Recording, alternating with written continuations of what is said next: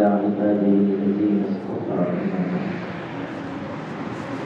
أعوذ بالله من الشيطان الرجيم. بسم الله الرحمن الرحيم. وقال ربكم ادعوني استجب لكم إن الذين يستكبرون عن عبادتي سيدخلون جهنم داخلين. صدق الله العظيم.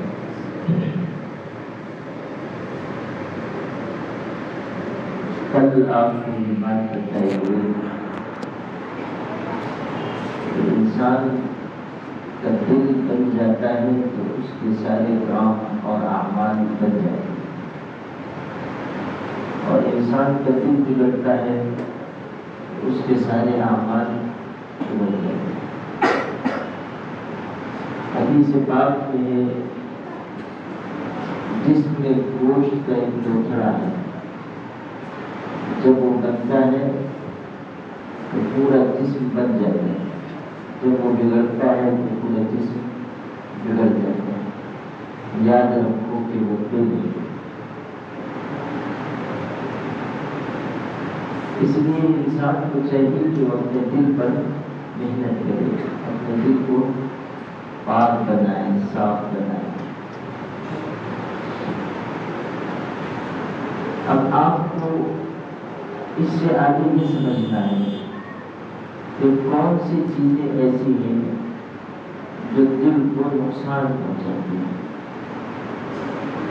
کون سی ایسی چیزیں ہیں جن کے ذریعے شیطان انسان کے دل کو بیمار کر دیتا ہے۔ آپ نے قلعہ دیکھا ہوگا، قلعے میں دروازے ہوتے ہیں۔ اپنے یہاں تو بہت بڑا قلعہ نہیں ہے، خالص نارو شنکر والا قلعہ ہے۔ جن علاقوں میں بڑے بڑے بادشاہ گزرے ہیں وہاں بہت بڑے بڑے قلعے ہیں۔ قلعے اس لیے بنائے جاتے تھے کہ دشمن سے حفاظت ہو، اور اسی لیے جب دشمن حملہ کرتا تھا تو اس کی سب سے پہلی کوشش یہ ہوتی تھی کہ قلعے پر قبضہ ہو جائے، قلعے میں گھسنا چاہیے۔ دشمن کی کوشش یہ ہوتی تھی کہ وہ قلعے میں داخل ہو، اور اس کے لیے وہ کوشش کرتا تھا کہ کہیں کسی دروازے سے داخل ہونے کا موقع مل جائے، یا قلعے کی کسی دیوار میں سوراخ کر کے اس میں جگہ بنا کر اس میں سے داخل ہو جائے۔ انسان کے جسم میں اس کے دل کی حیثیت قلعے کی ہے۔ جیسے بادشاہ کا قلعہ ہوتا ہے ویسے ہی انسان کے جسم میں انسان کا دل ہے، قلعہ ہے، اور شیطان اس کا دشمن ہے۔ تو شیطان بھی سب سے زیادہ کوشش کرتا ہے کہ انسان کے دل پر اس کا قبضہ ہو، قلعے پر قبضہ ہو جائے۔ اس لیے کہ جب قلعے پر قبضہ ہو جائے گا تو پوری سلطنت پر اور پوری حکومت پر قبضہ ہو جائے گا۔ جس طرح قلعے کے دروازے ہوتے ہیں اسی طرح انسان کے دل میں بھی داخل ہونے کے لیے دروازے ہیں۔ کچھ ایسی چیزیں ہیں جن کے ذریعے انسان دل میں داخل ہوتا ہے۔ ان میں سے ایک بات آج بیان کرتا ہوں، اگلی باتیں انشاءاللہ آنے والے دنوں میں بیان کروں۔ انسان کے دل میں شیطان جس دروازے سے داخل ہوتا ہے، بڑا دروازہ ہے، اس کا نام ہے غرور، تکبر، اپنے آپ کو بڑا سمجھنا، دوسروں کو حقیر سمجھنا۔ یہ بہت بڑا وار اور ہتھیار ہے شیطان کا، جس کے ذریعے وہ انسان پر حملہ کرتا ہے۔ انسان کے اندر غرور پیدا کرتا ہے، یہ سوچ کہ میں اچھا ہوں، میں بہتر ہوں، دوسرے مجھ سے چھوٹے ہیں، دوسروں کے پاس مال کم ہے، دوسروں کے پاس علم کم ہے، دوسروں کے پاس عزت کم ہے، اس کو تو سب مانتے ہیں، اس کو تو سب جانتے ہیں۔ اس راستے سے شیطان انسان کے دل میں داخل ہوتا ہے، غرور کے راستے سے۔ غرور کی حقیقت یہ ہے کہ انسان اپنے آپ کو بڑا سمجھے اور دوسرے کو چھوٹا سمجھے۔ غرور یہ نہیں ہے کہ کوئی آدمی صاف ستھرا کپڑا پہنے، اچھے مکان میں رہے، اچھی سواری پر چلے، یہ غرور نہیں ہے۔ حضرت نبی کریم صلی اللہ علیہ وسلم سے پوچھا گیا، اے اللہ کے رسول صلی اللہ علیہ وسلم، کوئی شخص یہ چاہتا ہے اس کا جوتا اچھا ہو، اس کا کپڑا اچھا ہو، کیا یہ غرور ہے؟ آپ نے فرمایا یہ غرور نہیں ہے، بلکہ غرور یہ ہے کہ تم حق بات کو ٹھکرا دو اور لوگوں کو کمتر سمجھو، لوگوں کو حقیر سمجھو۔ آدمی حق بات کب ٹھکراتا ہے؟ جب اس کے اندر یہ احساس جاگتا ہے کہ میں کیوں قبول کروں، میں تو بہت بڑا ہوں، مجھے ماننے کی کیا ضرورت ہے۔ میں نے قرآن کی آیت پڑھی تھی، اللہ تعالیٰ کا ارشاد ہے، دھیان سے سننا۔ اللہ فرما رہا ہے ادعونی استجب لکم، مجھ سے دعا کرو میں تمہاری دعا قبول کروں گا۔ مجھ سے مانگو، یہ اللہ کا وعدہ ہے، مجھ سے مانگو میں تمہاری مانگ پوری کروں گا۔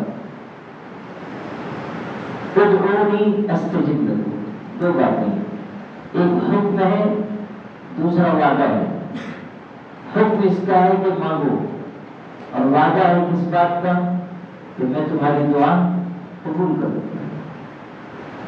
حکم ہے مانگنے کا، وعدہ ہے قبول کرنے کا۔ اسی لیے جب انسان دعا کرے تو اس کو چاہیے کہ وہ اپنی دعا میں اللہ سے یہ بھی کہا کرے کہ اللہ تو نے مجھ کو حکم دیا مانگنے کا، میں تجھ سے مانگ رہا ہوں، اور تو نے قبولیت کا وعدہ کیا ہے، میں تیرا حکم پورا کر رہا ہوں، تو اپنا وعدہ پورا کر دے، میں تیرا حکم پورا کر رہا ہوں، تو اپنا وعدہ پورا کر دے، یعنی میری دعا قبول فرما دے۔ اب اگلا ٹکڑا سنو، کہا جا رہا ہے مجھ سے مانگو میں تمہاری مانگ پوری کروں گا۔ البتہ وہ لوگ جو غرور کی وجہ سے مجھ سے نہیں مانگتے ہیں وہ منہ کے بل جہنم کی آگ میں داخل ہوں گے۔ یہ ہے اگلا ٹکڑا۔ پتہ کیا چلا کہ وہ انسان اللہ سے مانگتا ہے جو اپنے آپ کو عاجز کمزور سمجھتا ہے، اور جس کے دل میں غرور ہوتا ہے وہ مانگنے کو اپنی شان کے خلاف سمجھتا ہے۔ حق بات کو وہ شخص نہیں قبول کرے گا جس کے اندر غرور آ جائے، جس کے اندر کبر آ جائے۔ اور یاد رکھنا جس شخص کے اندر غرور ہو، چاہے علم کی وجہ سے، چاہے مال کی وجہ سے، چاہے صلاحیت کی وجہ سے، چاہے خوبصورتی کی وجہ سے، چاہے کسی بنیاد پر، ایسا شخص جہنم کی آگ میں داخل کیا جائے گا۔ اس کا ٹھکانہ دوزخ، کہا سیدخلون جہنم داخل، جہنم میں جائے گا۔ حضرت عبداللہ ابن عمر رضی اللہ عنہ، حضرت عمر کے بیٹے ہیں، خود بھی صحابی ہیں، وہ مروہ پہاڑی پر تھے، صفا مروہ جہاں سعی کی جاتی، مروہ پہاڑ پر تھے۔ اتنے میں ایک دوسرے صحابی آئے، حضرت عبداللہ ابن عمرو ابن عاص رضی اللہ عنہ۔ انہوں نے حضرت سے ملاقات کی اور پھر چلے گئے۔ وہ تو چلے گئے مگر حضرت عبداللہ ابن عمر رونے لگے، رو رہے ہیں۔ تو کسی نے پوچھا کہ آپ کیوں رو رہے ہیں؟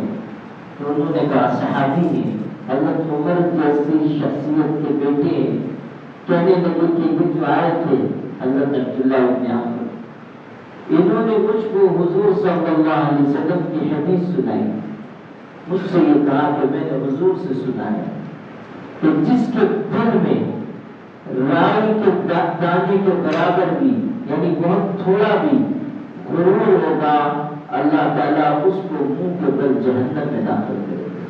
یہ حدیث سن کر رو پڑے۔ اگر تھوڑا بھی غرور ہوگا تو انسان کا ٹھکانہ دوزخ کی آگ ہے۔ حدیث پاک میں ہے کہ ایک شخص چلا جا رہا تھا، حضور صلی اللہ علیہ وسلم بیان فرما رہے، ایک شخص جا رہا تھا، اکڑتا ہوا جا رہا تھا، غرور سے، جس کے اندر غرور ہوتا ہے اس کی چال میں بھی اکڑ آ جاتی ہے، وہ اترا کر چلتا ہے، مٹک مٹک کے چلتا ہے، وہ چل رہا تھا اور اپنی چادر گھسیٹ رہا تھا، چادر زمین پر گھسیٹنا یہ کہ غرور کی نشانی ہے۔ اسی لیے حضور صلی اللہ علیہ وسلم نے اس سے منع کیا کہ آدمی کا پیجامہ یا ازار اس کے ٹخنے کے نیچے ہو، منع کرتا ہے۔ یہ جو لوگ اپنا ٹخنا چھپا دیتے ہیں، پینٹ پہنتے ہیں وہ بھی لمبی، بعض تو اتنی لمبی پہنتے ہیں کہ زمین پہ رگڑتی رہتی ہے، یعنی جو کام کارپوریشن والوں کے کرنے کا وہ کرتے رہتے ہیں، صفائی کرمچاری بنے رہتے ہیں۔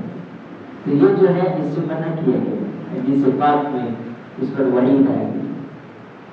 آدمی کو ٹخنا نہیں چھپانا، یہ جو بری پہنتی ہے یہ نہیں چھپنی چاہیے۔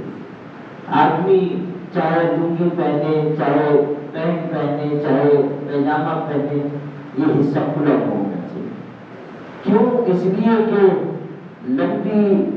لمبا کپڑا پہننا، نچلا کپڑا ذرا لمبا ہو کے زمین پر چلا جائے یا ٹخنا چھپ جائے، یہ غرور کی نشانی ہے، اسی لیے منع کیا۔ حدیث میں ہے جو آدمی اپنی چادر گھسیٹتا ہے، یعنی زمین پر رگڑ کھاتی ہے تکبر کی وجہ سے، قیامت کے دن اللہ اس کی طرف رحمت کی نظر نہیں کرتا۔ آپ کو واقعہ سنا رہا تھا جو حضرت نبی کریم صلی اللہ علیہ وسلم نے سنایا کہ ایک شخص جا رہا تھا اکڑتا ہوا اور چادر گھسیٹ رہا تھا، اللہ نے اس کو سزا دی، آخرت میں جو سزا ملے گی وہ ملے گی، لیکن حضور فرما رہے ہیں کہ غرور کرنے والے کو دنیا میں سزا ملی کہ اللہ نے اس اکڑنے والے شخص کو زمین میں دھسا دیا اور اب وہ قیامت تک زمین میں دھستا رہے گا۔ اللہ نے اس شخص کو زمین میں دھسا دیا اور قیامت تک اللہ تعالیٰ اس کو زمین میں دھساتا رہے گا۔ غور کیجیے، یہ غرور کی سزا تھی جو اس کے اوپر آئی۔ حدیث میں یہ بھی ہے کہ قیامت کے دن غرور کرنے والے چیونٹیوں کی طرح اٹھائے جائیں گے، شکل ان کی انسانوں کی ہوگی مگر حیرت چونٹی کی ہوگی، یعنی چونٹی کی طرح بنا دی جائے۔ یہ چونٹی کی طرح کیوں بنائے جائیں گے؟ دنیا میں اپنے آپ کو بڑا سمجھتے تھے تو اللہ تعالیٰ ان کو بالکل چھوٹا کر دے گا، چونٹی بالکل چھوٹی ہوتی ہے تو اس لیے اللہ تعالیٰ ان کو بالکل چھوٹا کر دے گا۔ اور یہ بھی فرمایا کہ ان کو جہنم کی آگ میں ہوں گے، آگ ان کو ڈھانپ رہی ہوگی اور ان کو جہنم میں قید خانے کی طرف لے جایا جائے گا۔ نام بھی بتایا اس قید خانے کا نام بولس ہوگا، اس قید خانے کی طرف ان کو لے جائے گا۔ یہ غرور کی سزا ہوگی جو قیامت کے دن دی جائے گی۔ نبی کریم صلی اللہ علیہ وسلم نے اسی لیے بار بار ہم کو، آپ کو، پوری امت کو نصیحت فرمائی کہ دیکھو غرور مت کرو، تکبر مت کرو، چھوٹے مت کرو، عاجزی اختیار کرو، لوگوں کے کام آؤ، ہر آدمی کو اپنے سے اچھا سمجھو۔ اگر کوئی آدمی بظاہر گنہگار بھی ہے، مان لو ہم نماز پڑھ رہے ہیں، ہم ذکر کرتے ہیں، ہم روزہ رکھ رہے ہیں، کوئی آدمی ہے جو بیچارہ نمازی نہیں ہے، روزہ نہیں رکھتا ہے، اچھے اعمال اس کی زندگی میں نہیں ہے، تب بھی ہمیں اپنے آپ کو اس سے بہتر نہیں سمجھنا چاہیے۔ ہمیں یہ خیال کرنا چاہیے کہ ہو سکتا ہے کہ میری عبادت اللہ قبول نہ کرے اور اس شخص کے اندر کوئی ایسی خوبی ہو جس کو ہم نہیں جانتے، اللہ تعالیٰ اس کی وجہ سے اس کی مغفرت کرتا ہے۔ ہو سکتا ہے کہ میرا عمل اللہ تعالیٰ رد کر دے۔ کبھی ایسا ہوتا ہے کہ دنیا کی وجوہات کی وجہ سے غرور آتا ہے اور کبھی ایسا ہوتا ہے کہ نماز روزے کی وجہ سے بھی غرور آ جاتا ہے۔ خطرناک چیز ہے، اس کو سمجھنا چاہیے۔ ایک آدمی نمازی بن گیا اور تلاوت کرنے لگا، خدا نخواستہ ایسا نہ ہو کہ اس کی وجہ سے اس کے اندر غرور آ جائے، وہ یہ سمجھنے لگے کہ میں تو نمازی ہوں، میں تو عبادت گزار ہوں، میں تو قرآن پڑھتا ہوں، ہرگز نہیں۔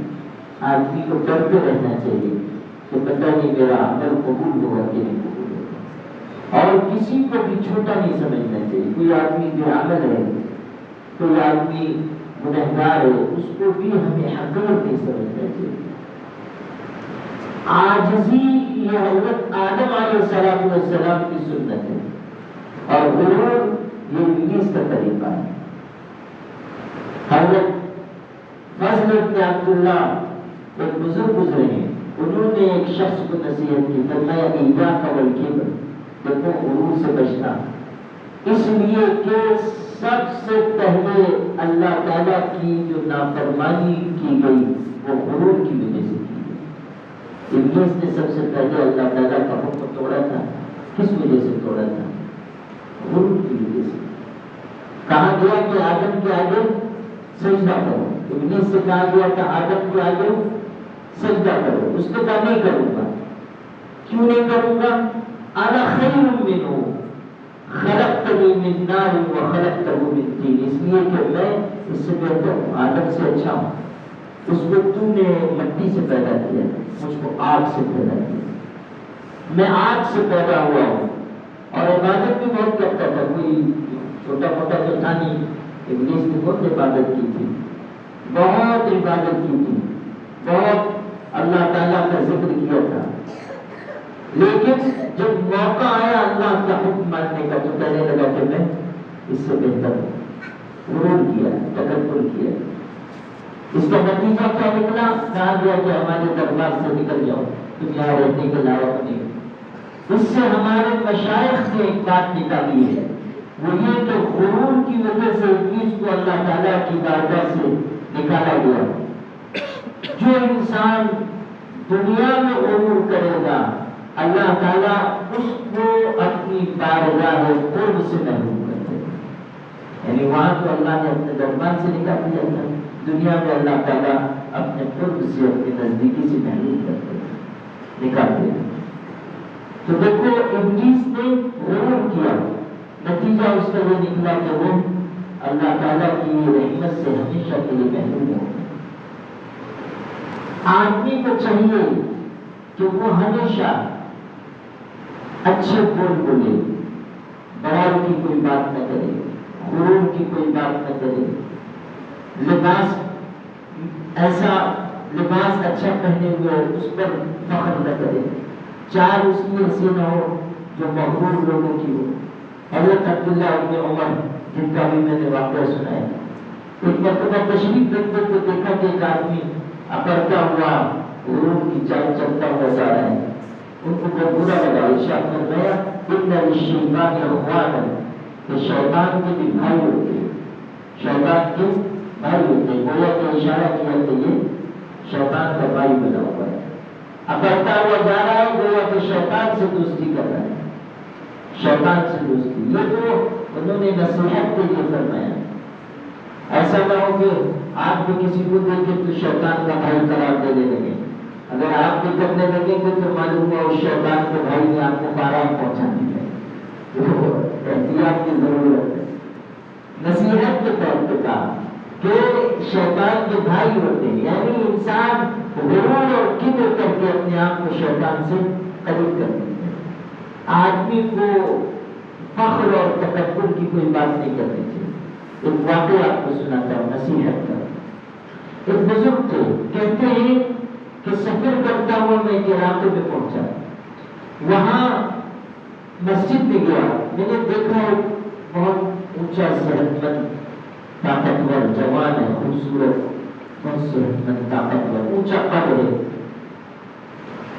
اور اس کا حسن و جمال ایسا ہے کہ نگاہ اس پر ٹھہرتی نہیں ہے۔ کہتے ہیں کہ میں نے اس کو غور سے دیکھنا شروع کیا، حیرت سے میں دیکھ رہا تھا کہ اللہ نے کیسی صحت، کیسی طاقت، کیسی خوبصورتی اس کو عطا کی۔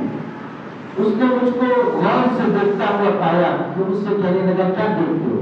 بزرگ سے پوچھا کیا دیکھ رہے؟ اور بزرگ نے فرمایا کہ میں تم کو دیکھ کر حیرت کر رہا ہوں کہ کیسی صحت، کیسی قوت تم کو ملی ہے۔ تو اس کو اپنی صحت پر، اپنی خوبصورتی پر، اپنی جوانی پر غرور تھا۔